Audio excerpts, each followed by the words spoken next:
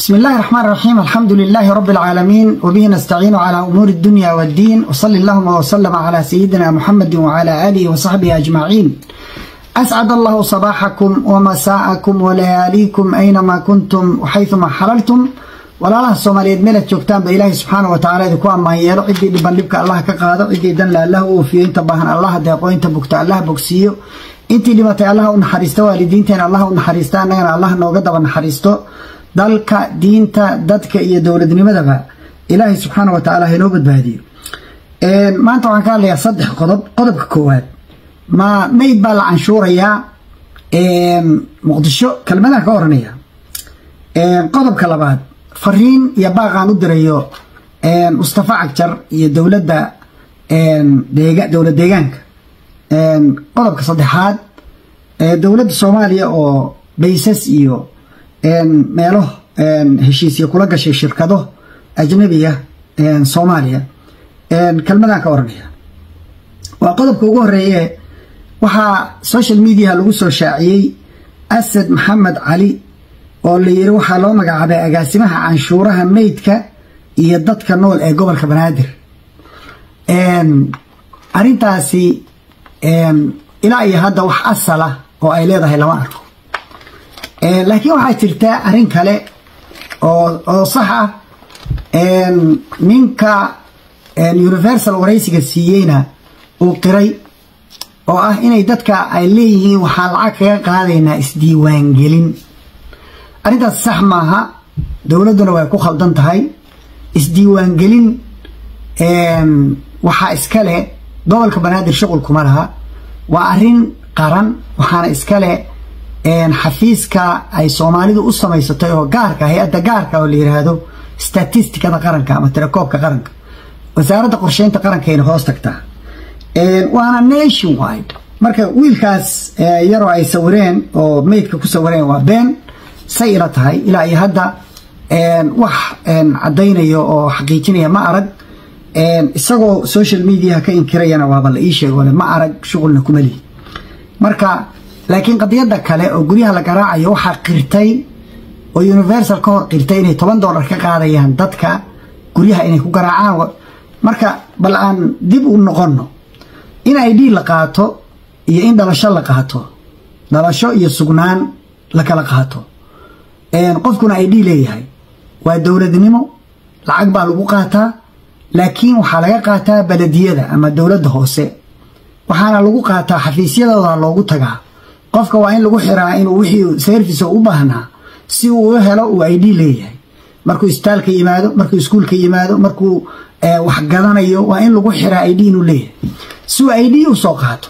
xaggaasaad marka lacagta kaga qaadanaysaa si official ah, rasiid loo siiyey canshuurta dalka u xiroonaysana gelaysa baa qofka lacag laga qaadaa. laakiin qof qoryo wato albaabkaaga inta soo garaacay keen lacag sida sawirka ka muuqata, isla ninkaas jaakada yelowga qaba oo vestigi shaqada qaba oo lacagta urursanaya ayaa ka inkiray TV-ga ka inkiray oo yiri ma jirto ma garanaysaa inaan qof walba lacag ka qaadayno.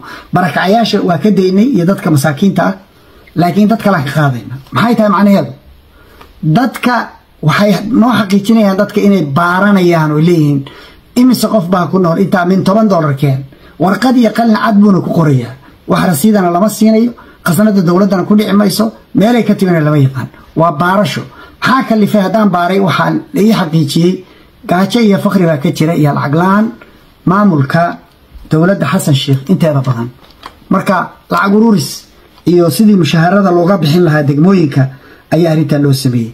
qodobka intaas ka oranaya. qodobka labaad, baaq baan u dirayaa Mustafa Cagjar. horta Mustafa wuxuu ku fashilmay qadiyadii badda. runtiina nasiib darre ahayd ku dhacday. mana aanan ka hadlin. aad baan u dhibsaday. Twitter-kan kaga hadlay. jaajuus baa tahay baan ku yiri Twitter. Mustafa wuxuu khasaariyey chance iyo opportunity lifetime-kiisa aan soo marayn. hadduu arrintaa istaagi lahaa oo qadiyadii difaaci lahaa boqol jirka ahayd, Soomaaliya oo dhan baa ku dhamaatay. kumanaan baa ku dhimatay. isaga ehelkiisa iyo qaraabadiisa iyo familigiisa ay ka mid yihiin.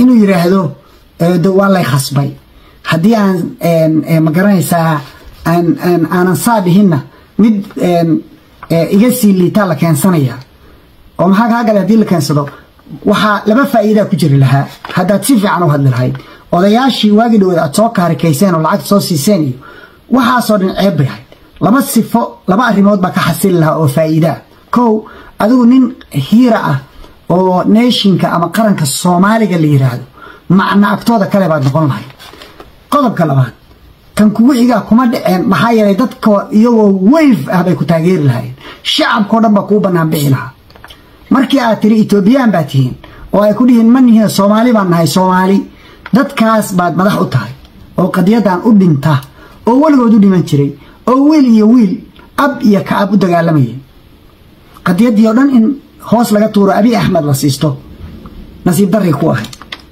waxaan rabaa oo kale inaan ku sheego dadka shacabka oo jigjiga jooga iyo Ethiopia kilinka degan waa dadka ugu Soomaalisan marka Soomaali la yiraahdo waa dad qadiyada aan haba yaraatee ka kaftamin baddaas oo la qaatana waxa ka xasilaysa oo macnaheedu yahay tii hore waa xalaal mid cusub baan ku darsanaynaa qadiyadii oo dhan baad hoos ku tuurtay marka taageerada aad taageertay dawladdu haday bad qaadato waa rabnaa waxaan rabaa oo kale inaan kuu sheego haddii aad taaf ku fashilantay haddii aad gabtay isballaarinta oromada oo ku soo jigjiga qarka u saaran dhinacyadana kaa dhaafaysa qabalayaal nool iska qaatay oo la wareegaya haddana ka wada sababa inay amxaaradii barakiciyaan oo guryahoodii leeyahay wada maraysa haddii gurigaan dumi haddii kale guri fiican ka dhiso qurux badanoo ma garaysa ama ha laga gado ama qof ka gad oo markaa qof oromaa laga gaday oo la beegsanay guryaha amxaarada isballaarinta oromada haddaad ku guul daraysatay laba arrimood ummadda aad xukuntid u sameey kow dadka ka shaqeeya kilka Soomaalida oo ajnabiga ah haday oromo yihiin iyo haday amxaara yihiin waa inay ogolaadaan goboladooda inay Soomaalida u shaqo tagto inta ka shaqeysa in la kaliya u ogolow ka saar shaqooyinka ku bedel dadka iska leh oo Soomaalida la yiraahdo kilinkan maadaama aadan adoo Soomaaliya u shaqatay karin kooda inay kaaga u soo shaqo tagaan waa gardarro waa dulmi waa jilaac idinkeedii ka yimi iyo inay isdifaaci weydeen qodobka labaad waxa bilaabatay aad sabab ka bilaabatay Soomaalida in la urursanayo suuqa laga qabsanayo waxa la xaqiijiyay xaafadda la yiraahdo Booli Makail station ku yaalo la yiraahdo Rwanda nin kabtan ah oo Siisay la yiraahdo oo jooga inuu Soomaalida xirto qofkii uu ka dareemo inuu san luqadda amxaariga si fiican u aqoon lacagna uu ka qaato baad ah oo laaluusha oo lagu soo daayo xataa hadduu mustawaqa leeyahay wato family waxa la sheegay qisar rasmi ah oo ninkii joogay uu iga warramay wuxuu ii sheegay dariskayga nin ah baa la xiray waa raacay wiilkii goortaanu ka daba tagnay waxa la ku yiraahdaa wiilkaas waa joogaa waa fiican yahay waa garanay inuu nin wadaniye yahay waa la soo deynay xaadirsi waxu maraya markay ka tageen baa laga soo daba wacay waxa la yiri wiilkii baa la hadlay lacag hadda iga bixisaan xogaa waa la sii deynay lacagtaas laga bixiyay saasa lagu sii daayay bal dadka mid kale la yiraahdo silsa sidisti iyadana lacag baa dadka laga qaadanaya inta la xirxirto arinta wax ka qabo ka hadal wax ka qabo dadka wadanka jooga difaac xuquuqdooda yarta ah haddii aad midii guud iyo qadiyadii aad ku fashilantay qodobkaasna intaas ka horreeya qodobka ugu dambeeya dawladdu waxay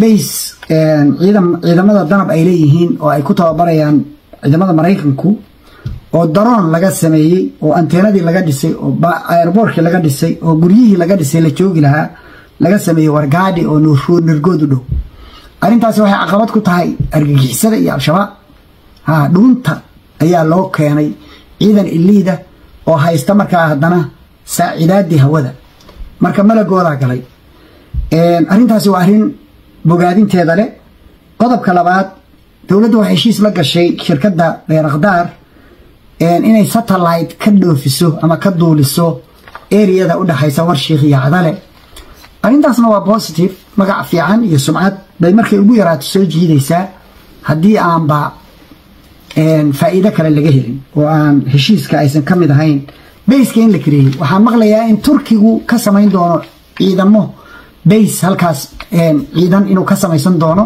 isaguna daroonka iyo systemka iyo halka geyn doono oo argagixisada dhuunta dhinaceeda kale ay ka fariisan doonaan arintaasina waa arin bogaadinteeda leh waxa iyadana meel fiican maraya rajo fiican leh shidaalka in la soo saaro bal gaajadu ha ka baado xasan iyo ciidankiisa albaabada garaacaya gaajadu ha ka baadee horta bal gaas intay la soo baxaan mar afka tuubada ha gashadeen oo faqriga iyo gaajadu ha ka baado inkastoo aan ka baqayo inuu waali keeno haddii gaas soo baxo laakiin si kastoo waali u keeno aakhirka innagaa ku leh aakhirka soomaaliya waa u baxsanaysa ilaahay subxaana wa tacaala